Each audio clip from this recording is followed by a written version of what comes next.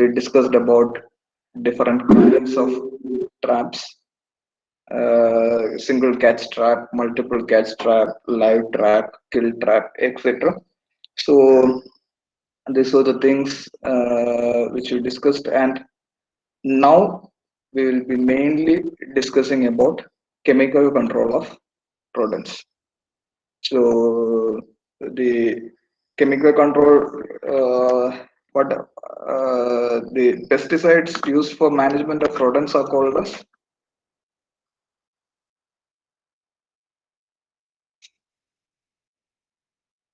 anyone?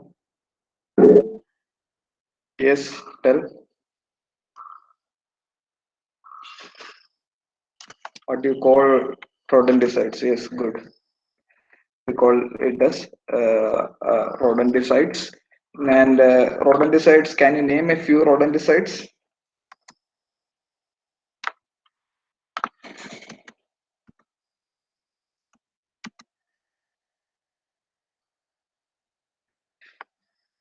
Bromeliron, good. Few more. Synphosphide, bromelain, yes. Uh, yes, Alan, good. Warfarin, yes. Warfarin, yes.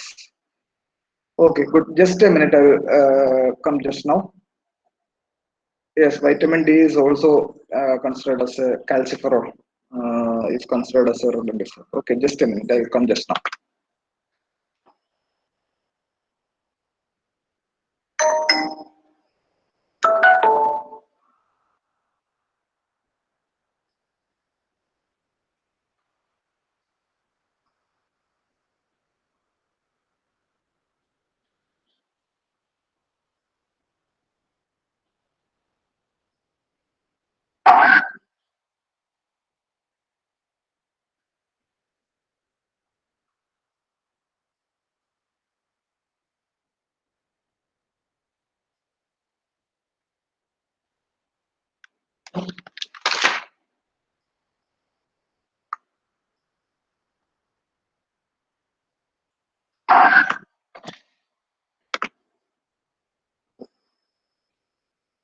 Okay, I'm going to just fetch one of the few rodenticides I have at my quarters, so that's why I left for a while.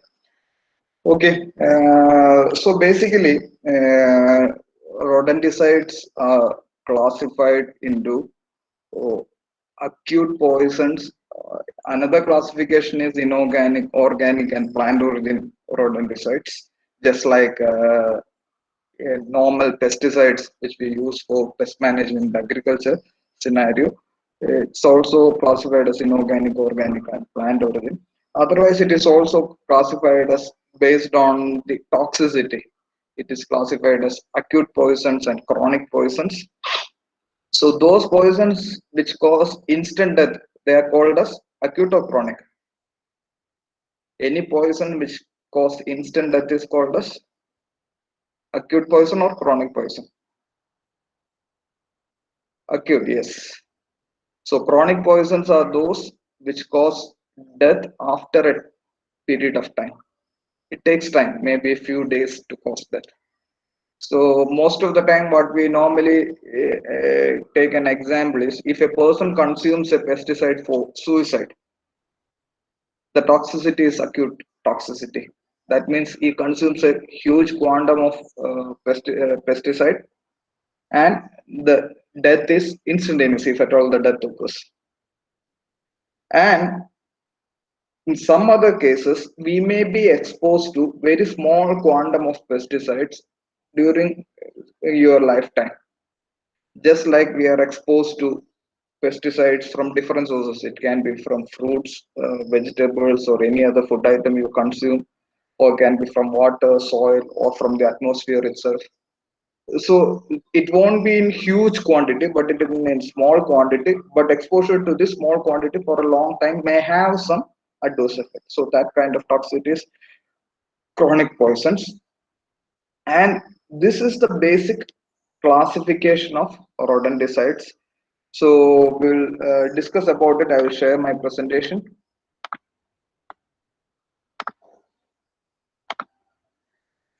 So, just as we told, all the chemicals used for management of rodents called as rodenticides.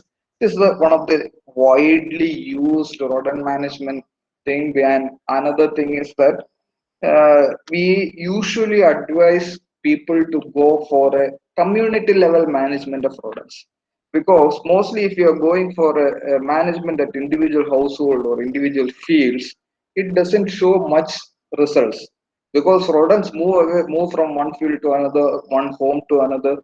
So if you want to have an effective rodent management, it should be a community management, not at individual households or individual fields.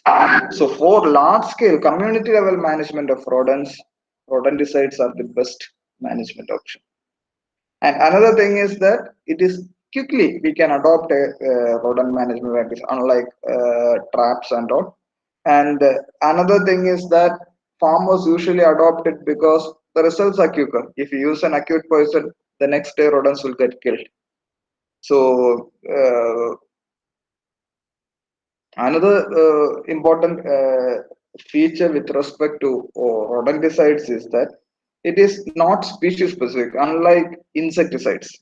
Insecticides, you might have seen that there are certain insecticides which are effective for sucking pests.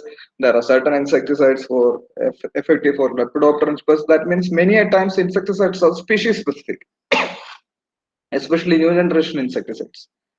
But rodenticides, they are not at all species specific.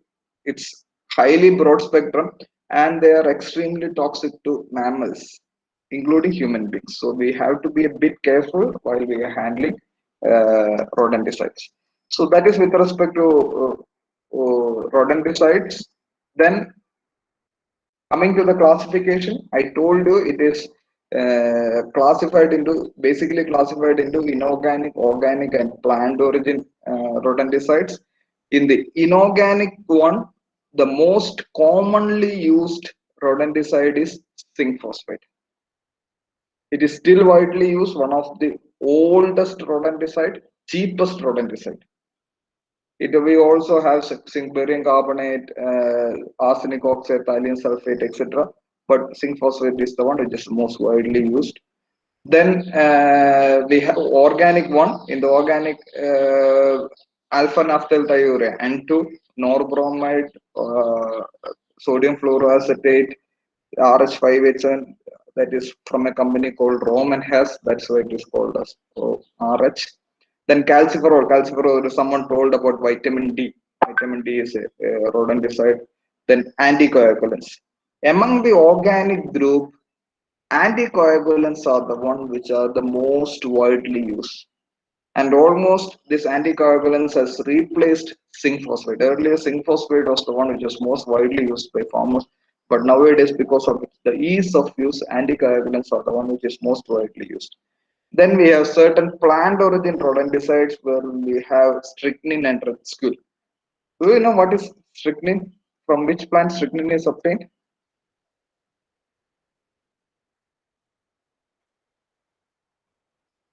The Malayalam of the plant Kanjiram, yes. And this is extremely toxic, Kanjiram. I don't know whether the students from outside Kerala know this tree. It is a very big tree. It grows very hardy tree. It's very common in Kerala. It has fruits. It will have the size of a medium-sized tomato, not large tomato, a medium-sized tomato.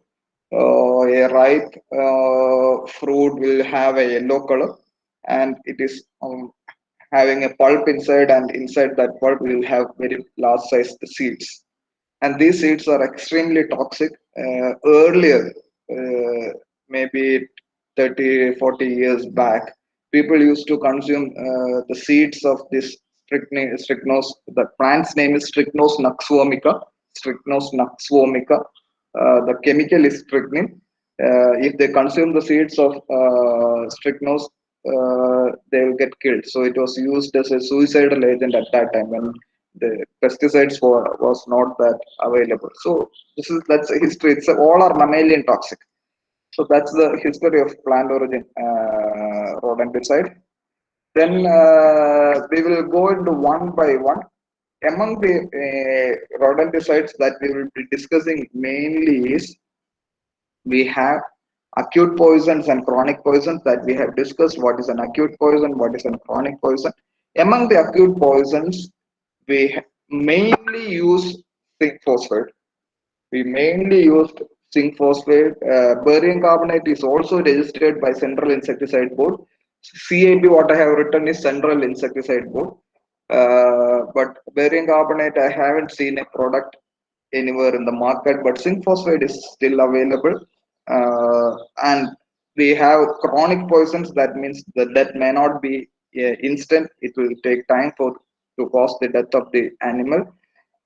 We have anticoagulants. We will discuss about first generation and second generation later. You just leave what is second generation and first generation. Just understand that all the chronic poisons include anticoagulants. Anticoagulants.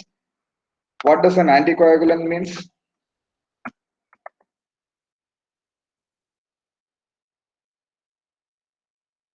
What does an anticoagulant means? Yes, prevents blood clotting. So we have anticoagulants such as warfarin, fumarate, bromadiolone. All these are chronic poisons, and all these are registered. Among warfarin, fumarate, and bromadiolone, which are anticoagulants registered in our country, only bromadiolone is widely used. Others are not at all used now. Earlier it was registered and used, but not now because bromadiolone is considered as the most effective one. And among the acute poisons, we have zinc phosphate. And both zinc phosphate as well as anticoagulants such as warfarin, fumarate, and bromadiolone, these are stomach poisons. That means if you consume, it will cause mortality by acting on the stomach, intestinal system. So that is why they are all stomach poisons. Then another group of rodenticides registered by Central Insecticide Board is fumigants, aluminum phosphate. Aluminum phosphate is one fumigant which is extremely toxic to all the mammals, human beings included. So aluminum phosphate is also used for rodent management, especially for rodents such as bandicoots, which are burrowing rodents. Among the commensal rodents which we are discussing now, Rattus norvegicus and Rattus no, Bandicota indica are burrowing rodents or fossorial in nature. For their management only, we usually use aluminum phosphate that I will discuss later.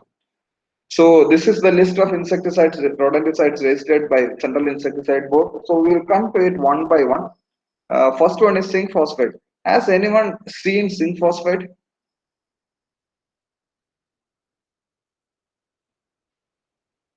If you have seen, what is the color of it? What is the odor of it?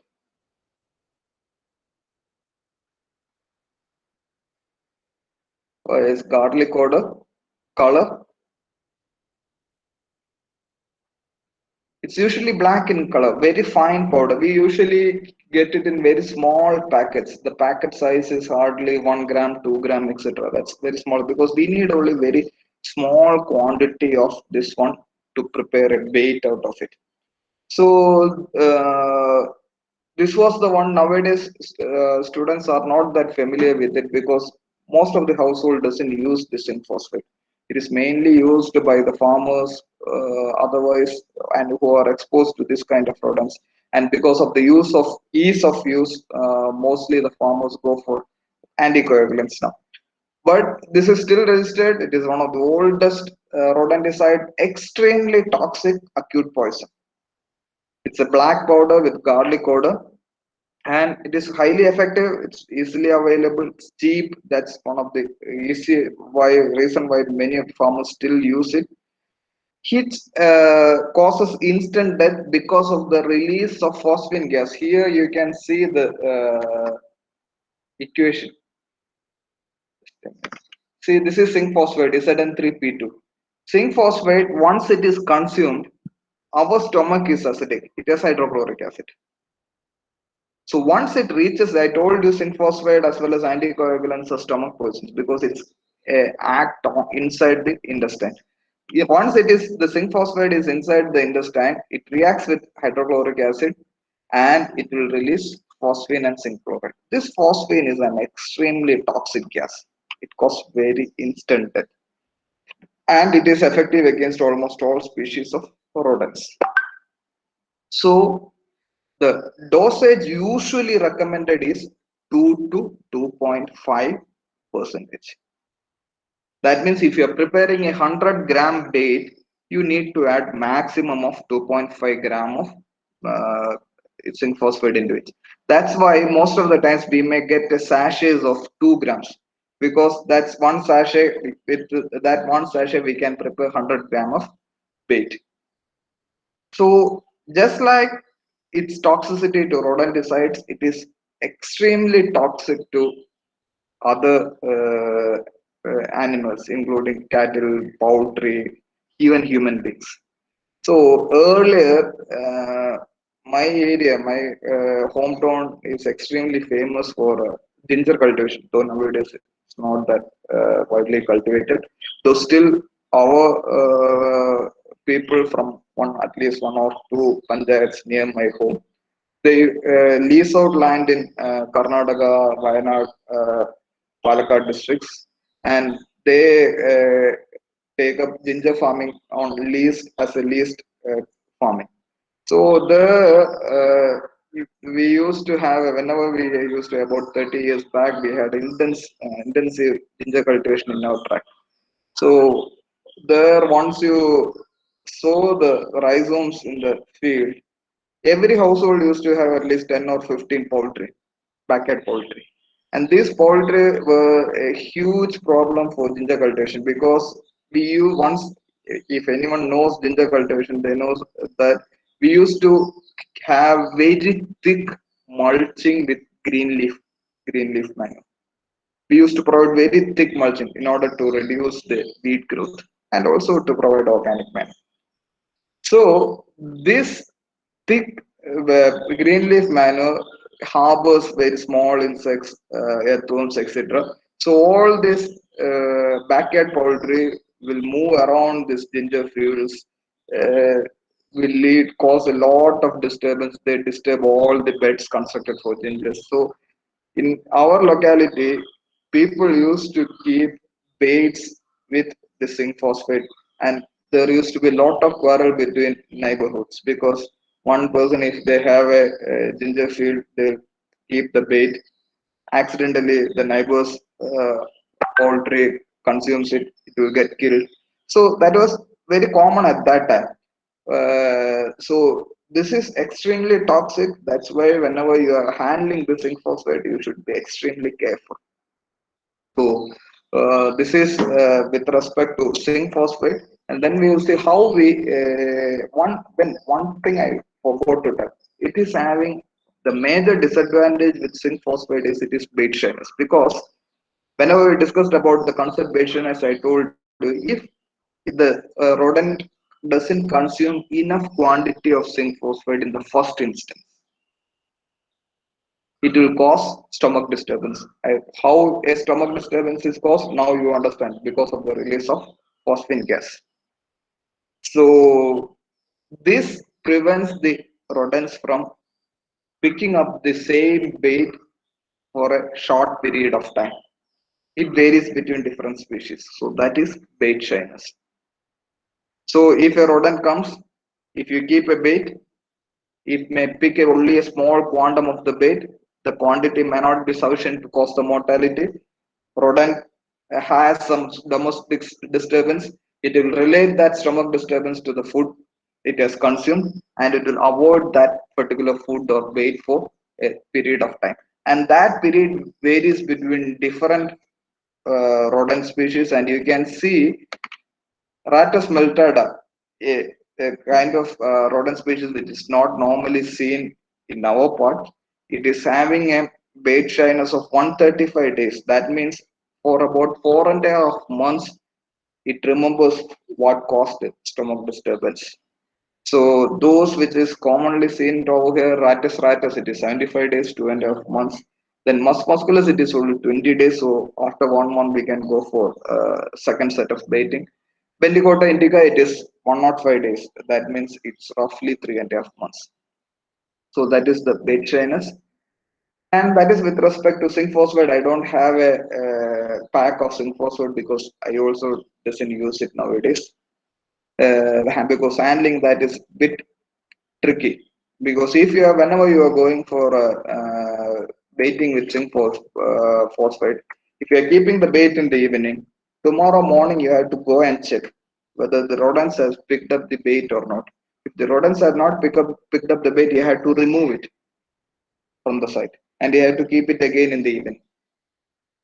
So if you misses to pick up the unfed bait from the site, it may cause some undesired results. So that's why I usually prefer not to go for zinc phosphate. So mostly we use anticoagulants now, and these anticoagulants are chronic poison. That means doesn't cause mortality instantaneously; it takes after time. And these anticoagulants are classified into two: first generation anticoagulants and second generation anticoagulants.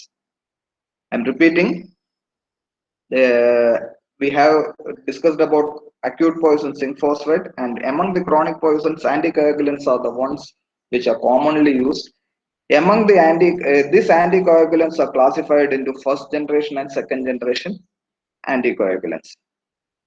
What is the difference between first generation and second generation anticoagulants? First generation anticoagulants are multiple dose anticoagulants.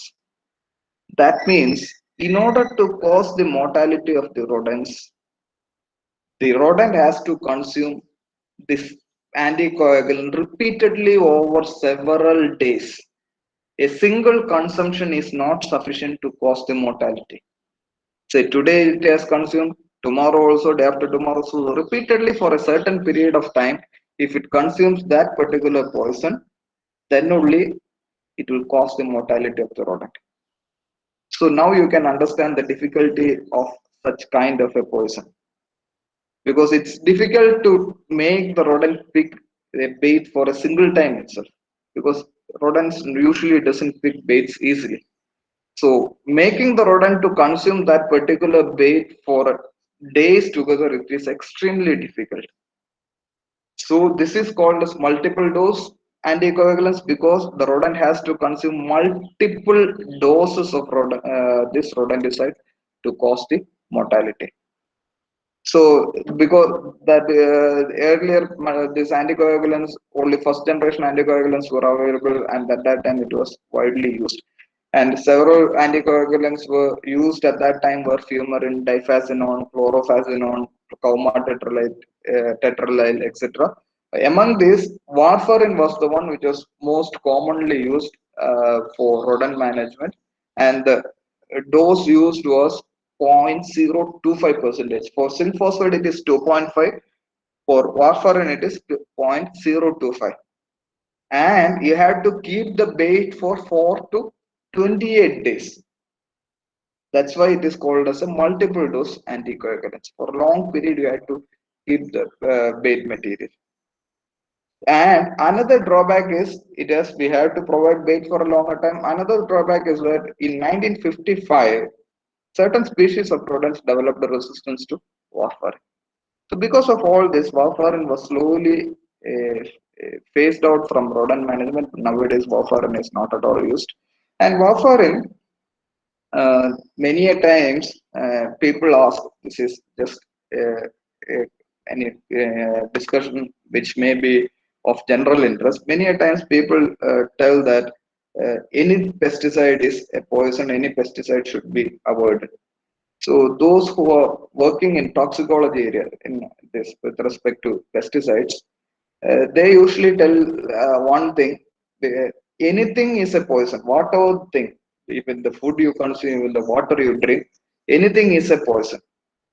Only thing is the dose is that separates out a medicine from a drug. If you consume a particular chemical at the specified dose or the prescribed dose, it will become a medicine. But if you consume it at a higher level, it can become a poison. Warfarin is a typical example of it. Warfarin is a poison, mammalian toxic, no doubt about it. But The same warfarin is recommended for heart patients. You may know heart patients run the risk of clotting of blood. This clotting of blood in the coronary arteries or coronary veins will cause uh, heart attacks. So, in order to prevent the blood clotting, usually the heart patients consume a tablet of aspirin. And you may know this is to reduce the viscosity of the blood. And this is warfarin is an anticoagulant. It prevents the clotting of the blood. So this warfarin at a very low dose, it is given to humans to prevent blood clotting. So see the difference. At lower dose, a poison becomes a medicine. At a higher dose, it remains a poison itself. So it's the dose makes the difference. And if you are reading the newspaper, what are the medicines which is normally now recommended for COVID patients, which are heavily infected with COVID virus? Which are the medicines which is now recommended? Do you have any idea?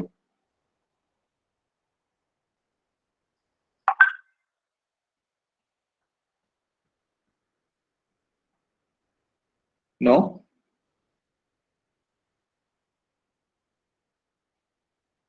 One antiviral chemical used is remdesivir, and another one which is now recommended is ivermectin. Ivermectin. So this ivermectin belongs to the group of ivermectins. Whether at least entomology students have heard of the name ivermectin?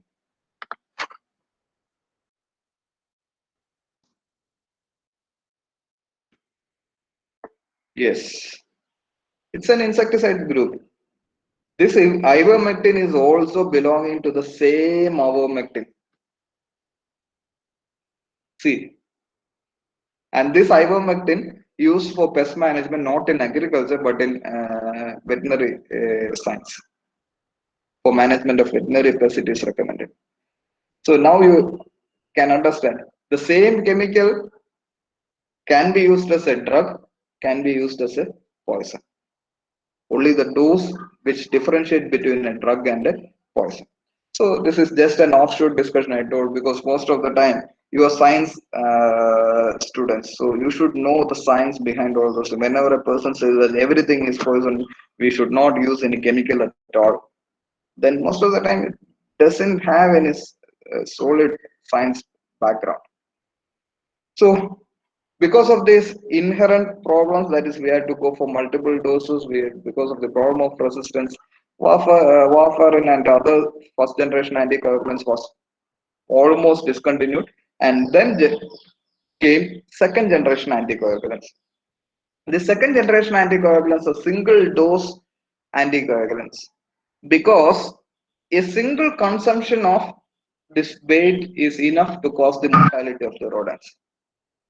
As it causes mortality by a single dose, it is sometimes classified as an acute poison, but we normally take it as a chronic poison because it doesn't cause instant mortality. The mortality takes place after a few days of time.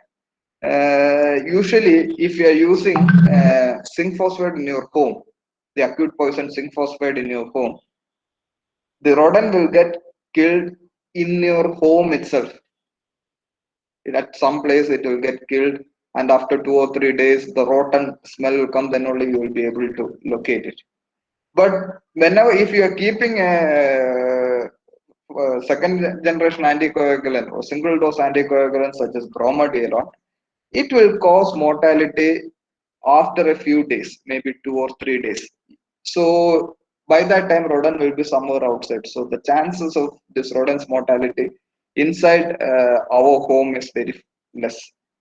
So we usually doesn't find any problem with rodent rotting bodies of rodents in the home. So it is also considered as a chronic. So it is an acute, considered as an acute poison because only a single dose is sufficient. Chronic poison because it takes times to cause the death. It is effective against many species of rodents. There are several chemicals belonging to second generation anticoagulants are tested against Indian rodents such as Bromadiolon, Rhodifacum, Phlocumaform, Diphthyolon, etc. But Bromadiolon is the one which is registered. It is recommended at the rate of 0.0025 percentage. The dosages are easy to understand. Zinc phosphide it is 2.5. The warfarin it is 0.025. Warfarin is not nowadays used. And for bromadiolone it is 0.0025. And it is resistant to it is effective against warfarin resistant population also. Since it doesn't cause instant mortality, it doesn't cause bait shyness. If only if it causes instant mortality, then only the rodent can associate it with the bait.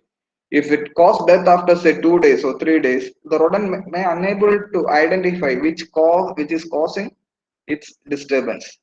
So it is doesn't have the problem of bait shyness. That's why it is widely used, and the death happens from 3 to 12 days.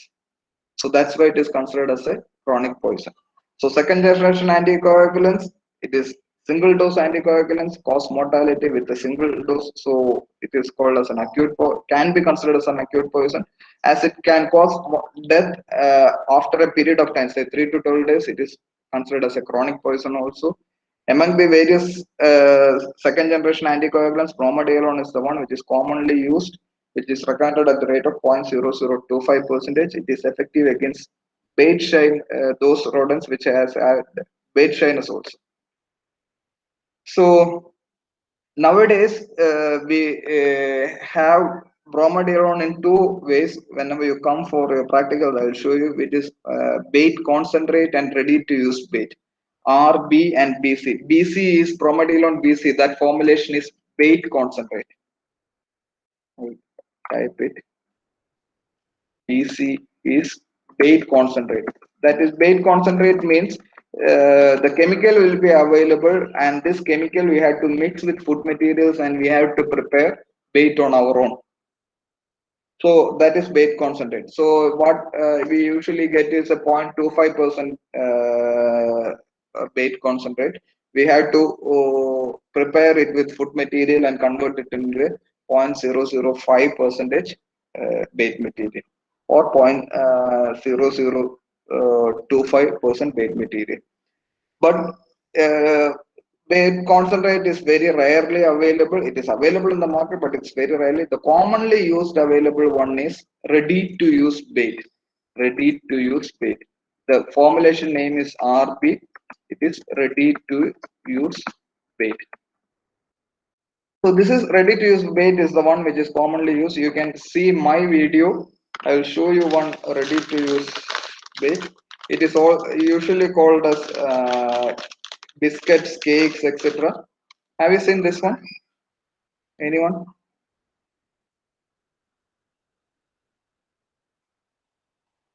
Yes, this is very commonly used. This is very commonly used, and you can see this is the pack I have purchased. And you can see I cut open this pack. I took one block from this pack and I kept for baiting. And see what happened is that I don't know whether the rodent picked up the bait which I kept after taking it from this pack. But I told you one behavior. It has exploratory behavior. And this packet was kept in the cupboard, one end of the cupboard. And you can see here the rodent tore off the packet and fed it from over here. You can see it over here. Fed it from the packet itself after tearing off the packet. So this exploratory behavior is one reason why it takes up this bait material. So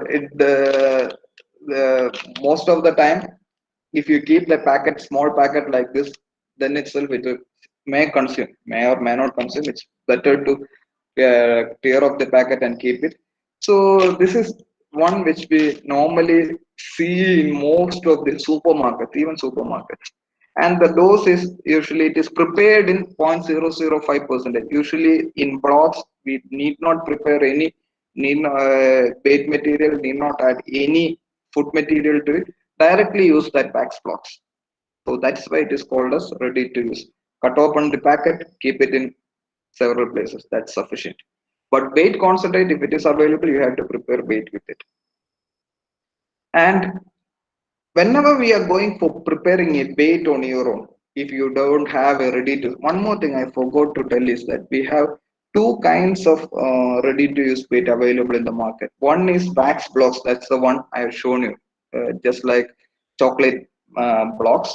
Another one is loose bait. Loose bait is sometimes also called as grain bait, because this bait is prepared in wheat grains.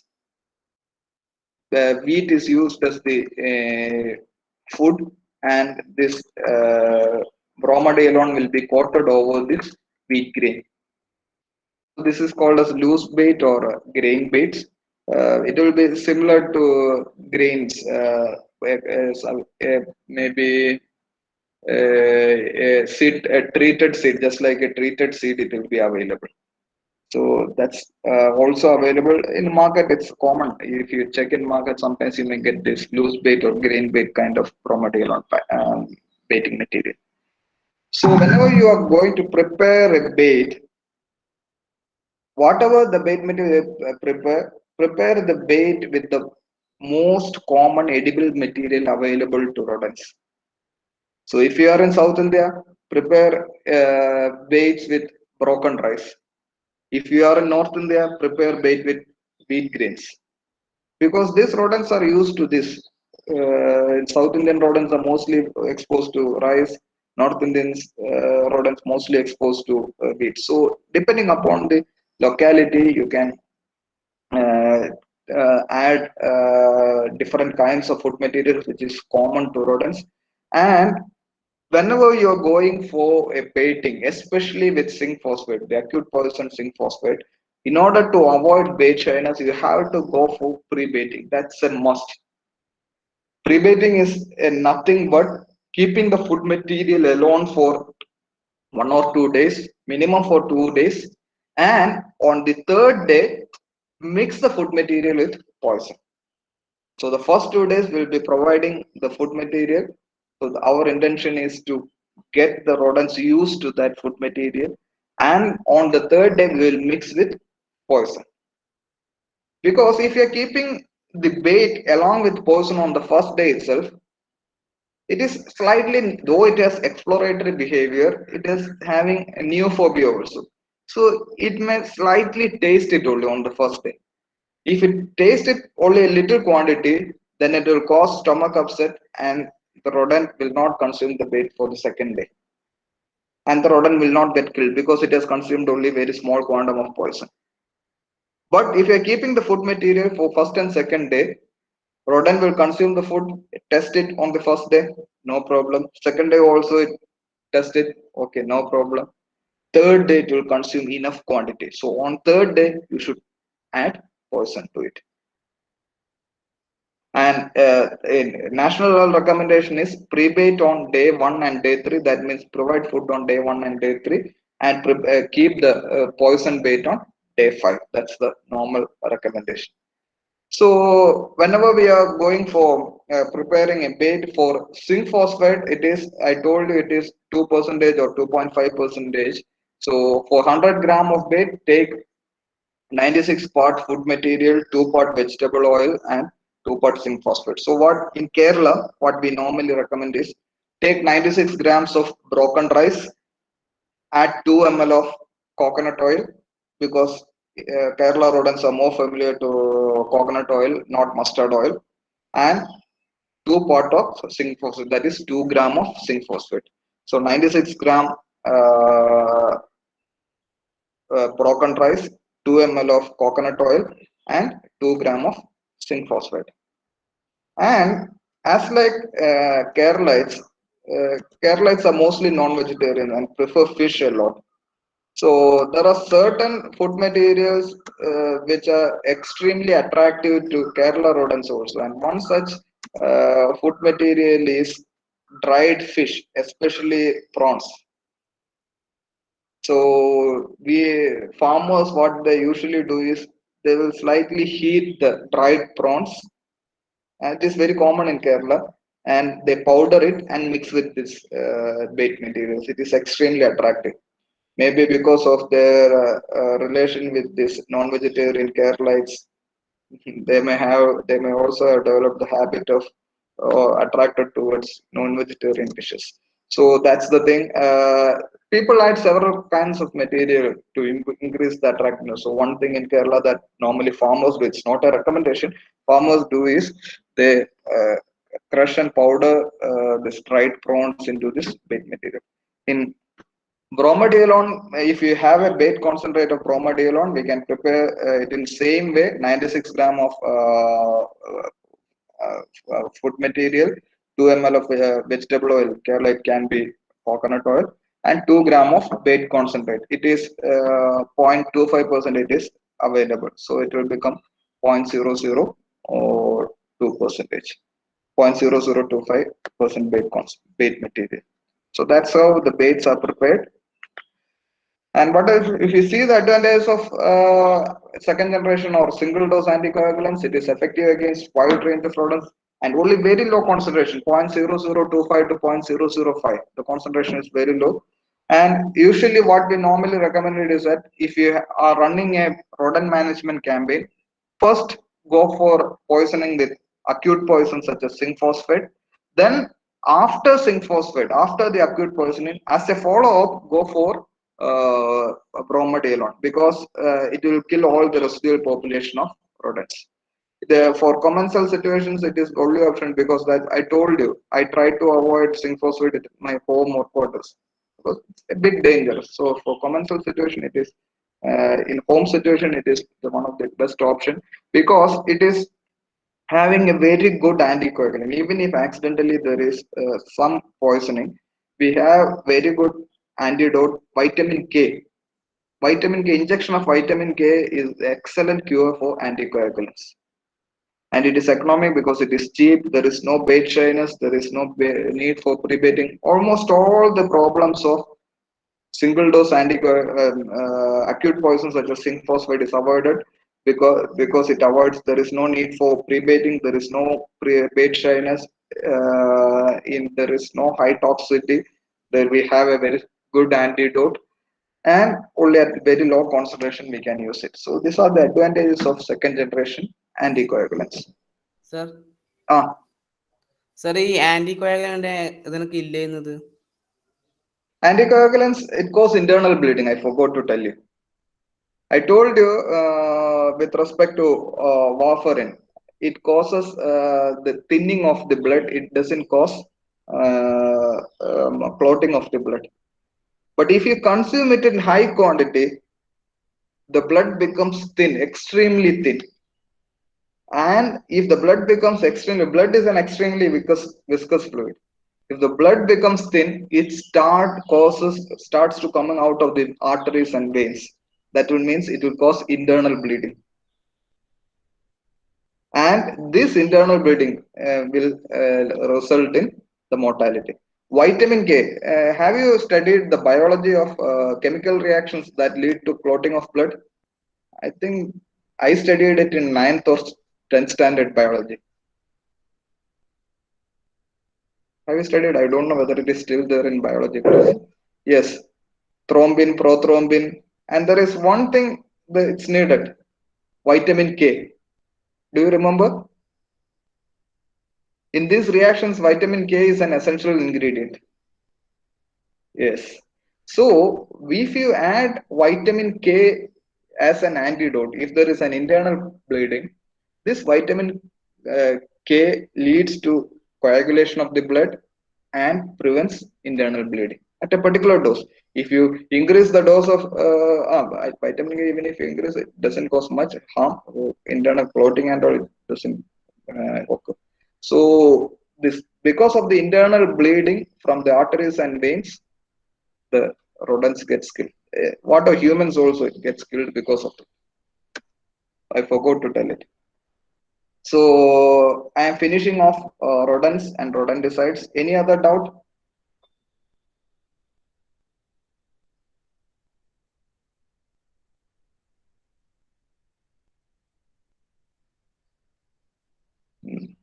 I, uh, I usually tell how rodents get killed because of anticoagulants. I forgot it.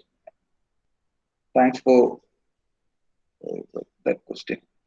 Okay, next one or two slides I will just quickly go through and yeah, we'll finish up this part.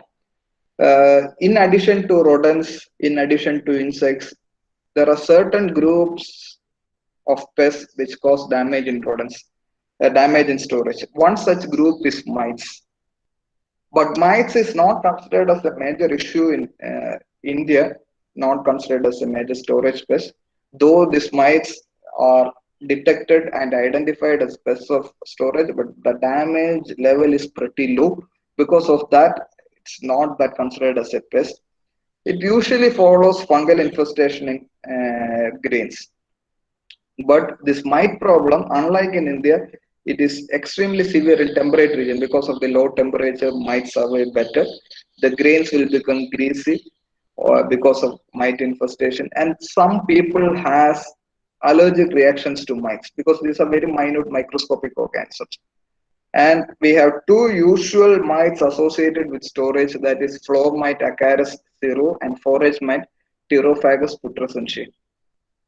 So these two scientific names only you have to remember: floor mite acarus zero and forage mite Pterophagus putrescens. These are the two mites usually associated with grains.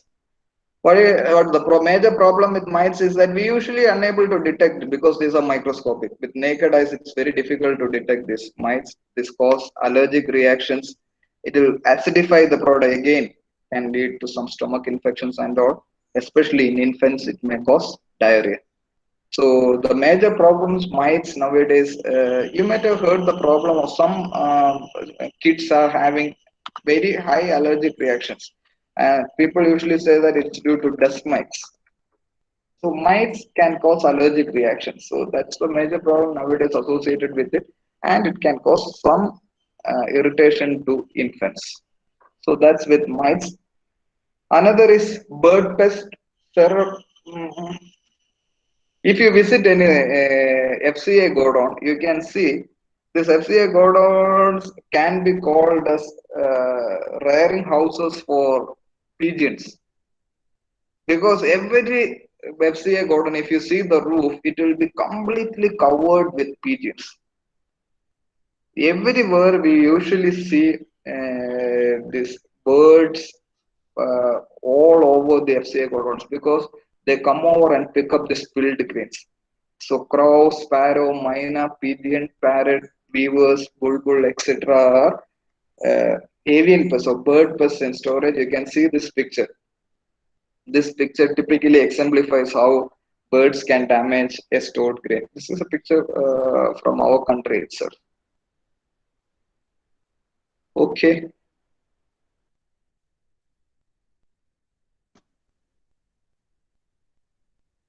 Anything else?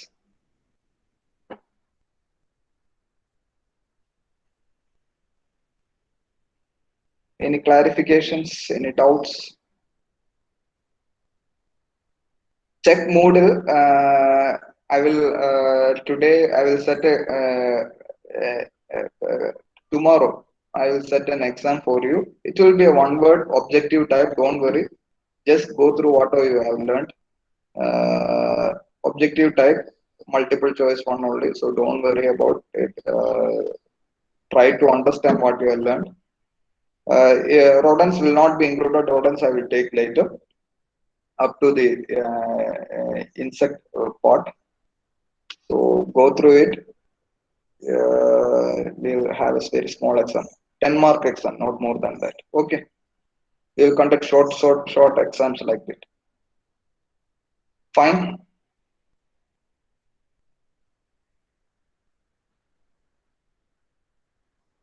Okay. Thank you.